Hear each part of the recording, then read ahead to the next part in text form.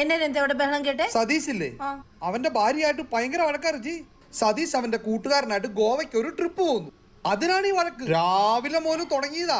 ഹോ, അവളെന്നെ സാധനമല്ലേ? സത്യം. ആ സതീഷാണെങ്കിൽ പാവം തിങ്കൾ മുതൽ ശനി വരെ കിടന്ന് പണിയാ. കറക്റ്റ്. അവളുടെ കാര്യങ്ങളെല്ലാം ചെയ്തു കൊടുക്കും. സത്യം. ആ പിള്ളേരുടെ കാര്യം എല്ലാം നോക്കും. അതെ. ആ അച്ഛനും അമ്മനെ പൊന്നു പോലെ നോക്കുന്നു. അവനും വേണ്ട ഒരു സന്തോഷമൊക്കെ. പിന്നെ വേണ്ടേ? അവനൊരു ട്രിപ്പിന് പോയെന്ന് പറഞ്ഞ ഇങ്ങനെ അടുത്ത് പറയാനുണ്ടോ? അതെ. ഇതെന്താ നിങ്ങൾ ഈ തുണിയൊക്കെ പിടിച്ചിരിക്കുന്നേ?